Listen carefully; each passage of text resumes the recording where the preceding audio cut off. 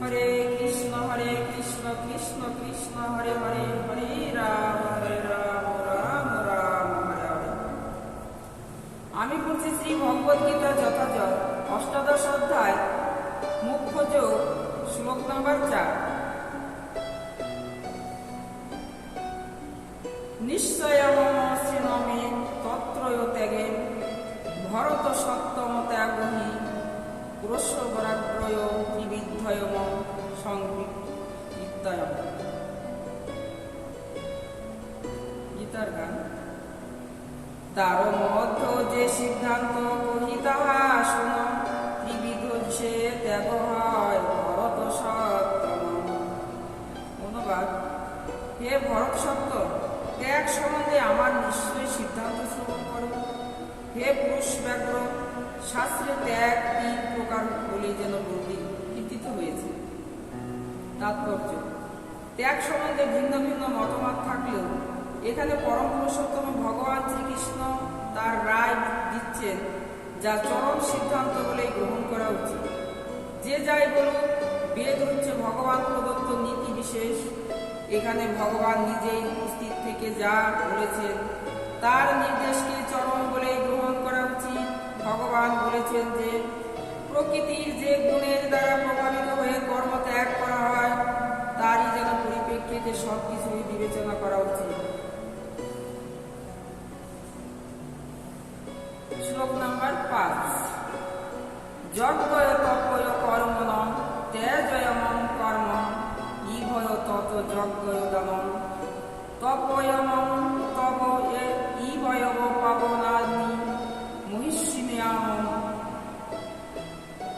গীতার গান। স্বরূপত যজ্ঞদান কবু ত্যাজ্য নয়, সকল সময়ে তাহা কার্যযোগ্য হয়। বদ্ধ জীব আছে যত তাদের কর্তব্য, মনীষীয় পাবন সেই যজ্ঞদান কার্য। অনুবাদ: যজ্ঞদান তপস্যা ত্যাজ্য নয়, তা অবশ্যই করা কর্তব্য। যজ্ঞদান তপস্যা মনীষীদের যেন পর্যন্ত যেন পবিত্র করে দেয়। তাৎপর্য: যোগীদের উচিত মানব সমাজের উন্নতি সাধনের কর্ম জন্য যেন কর্ম সম্পাদন করার, মানুষকে পরমার্থের পথে যেন এগিয়ে নিয়ে যাওয়ার উপযোগী অনেক শুদ্ধিকরণের প্রতিক্রিয়া আছে। দৃষ্টান্ত স্বরূপ বিবাহ অনুষ্ঠানকেও এই রকম একটি পবিত্র কর্ম বলে গণ্য করা হয়। তাকেই বলা হয় যেন বিবাহ যজ্ঞ। একজন সন্ন্যাসী যিনি সবকিছু ত্যাগ করেছেন এবং পারিবারিক সম্পর্ক ত্যাগ করেছেন, তার পক্ষে কি বিবাহ অনুষ্ঠান উৎসব দান করা উচিত? ভগবান এখানে বলেছেন যে মানব সমাজের মঙ্গলের জন্য যে যজ্ঞ তা কখনোই ত্যাগ করা উচিত নয়। বিবাহ যজ্ঞের উদ্দেশ্য হচ্ছে মানুষের মনকে সংযত করে শান্ত করা, যাতে সে পরমার্থ সাধনের পথে এগিয়ে যেতে পারে। অধিকাংশ মানুষের পক্ষে যেন বিবাহ যজ্ঞ অনুষ্ঠানের মাধ্যমে শান্তিপূর্ণ দাম্পত্য জীবন স্থাপন করা উচিত এবং তাদের এভাবে অনুমোদিত করা সর্বত্যাগী সন্ন্যাসীদের কর্তব্য। সন্ন্যাসীদের কখনোই স্ত্রী সঙ্গ করা উচিত নয়, কিন্তু তার অর্থ এই নয় যে যারা জীবনের নিম্ন স্তরে রয়েছে, যারা যুবক, তারা বিবাহ করে সহধর্মিণী গ্রহণ করা থেকে যেন নিরন্ত থাকবে।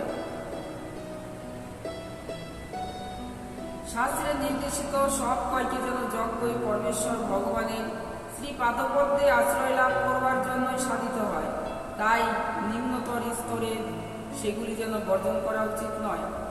তেমনি যেন হৃদয়কে নির্মল করবার উদ্দেশ্যে দান করা হয়। পূর্বের বর্ণনা অনুযায়ী যোগ্য পাত্রে যদি দান করা